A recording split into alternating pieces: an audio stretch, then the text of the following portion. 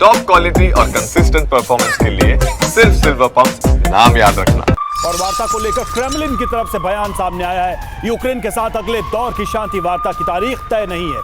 Kremlin ने कहा अभी तक कोई प्रगति नहीं हुई है दोनों देशों के बीच। 16 मई और 2 जून को हुई थी वार्ता।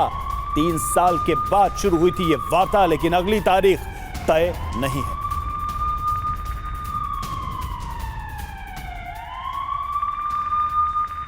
और देखिए, रूस की ब्रिटेन को बहुत बड़ी चेतावनी सामने आई है। ये चेतावनी क्या है? रूस ने तीसरे विश्व युद्ध की चेतावनी दी है। ब्रिटेन को इसकी कीमत चुकानी पड़ेगी, ये रूस कह रहा है।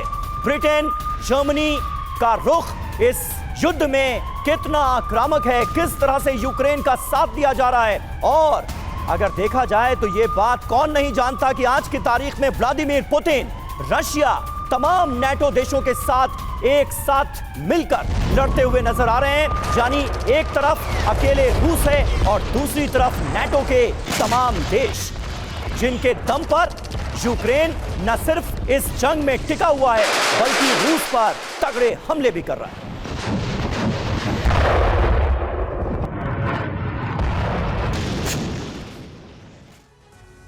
तो रूस की ब्रिटेन को बड़ी धमकी, पूरी दुनिया में टेंशन।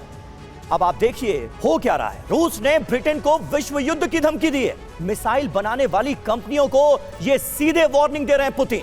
ब्रिटेन को कीमत चुकानी पड़ेगी, यह कहा गया है। यूक्रेन को लगातार दरअसल ब्रिटेन मिसाइल दे रहा है। स्टॉर्म शैडो के बारे में आपने सुना होगा टीवी 9 भारतवर्ष पर ही, जो ब्रिटेन से ही हासिल हो रही है यूक्रेन को। वजह क्या है? यूक्रेन को लॉन्ग रेंज हथियार मिलने से पुतिन गुस्से में। ब्रिटेन के लॉन्ग रेंज हथियार देने से नाराजगी। 70 मिलियन पाउंड की मिसाइल डील से बहुत गुस्सा है। पुतिन ने क्या कहा था? लॉन्ग रेंज हथियार से हमला यूक्रेन का हमला नहीं, लॉन्ग रेंज से अटैक देने वाले देश का हमला मानेंगे। और ब्रिटेन के बाद जर्मनी भी कतार में है। ये देश वही तो कर रहे हैं। रूस पर हमला संयुक्त हमला माना जाएगा, ये कह रहे हैं पुतिन। धमकी क्यों दी गई? पश्चिमी देशों को रूस की ताकत दिखाना इसका मकसद है। न्यूक्लियर हथियार के जरिए संदेश देने की भी की जा रही है कोशिश। और हमारे साथ इस वक्त तमाम खास मेहमान भी मौजूद हैं। प्रोफेसर संजय भारद्वाज, किस तरह से आप इस पूरे के पूरे डेवलपमेंट को देखते हैं? तनाव लगातार बढ़ता जा रहा है, मिडिल ईस्ट वैसे ही धधक रहा है, क्योंकि डोनाल्ड ट्रंप ने सीज फायर तो कराया, लेकिन साथ ही साथ यह भी कह दिया कि जंग का जो सेकंड फेज है वो कभी भी शुरू हो सकता है। दूसरी तरफ रूस और यूक्रेन के बीच हम देख रहे हैं नेटो वर्सेस रशिया की लड़ाई लगातार बढ़ती जा रही है। वर्ल्ड वॉर 3 के संकेत कैसे मिल रहे हैं?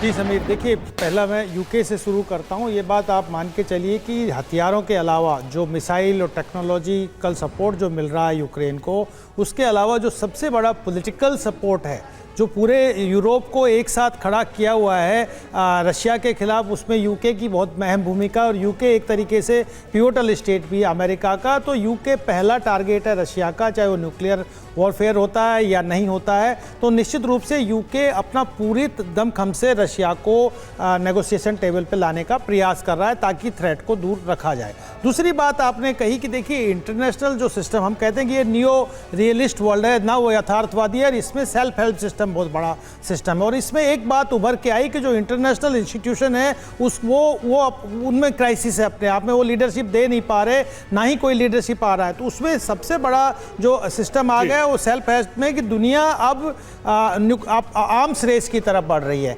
न्यूक्लियराइजेशन की तरफ बढ़ रही है और अपनी लीडरशिप और अपने देश की अपनी टेक्नोलॉजी को मजबूत करने में लगी हुई है। और ये बात देखने को साबित हुआ कि ईरान जिस तरीके से डेमोन्स्ट्रेट किया ईरान ने अपना बैलिस्टिक मिसाइल्स के माध्यम से, बिल्कुल। यानी आप कह रहे हैं कि दुनिया उस युग में प्रवेश कर चुकी है जहां हर देश को अपनी ताकत के बूते ही अपनी स्थिति को मजबूत करना है।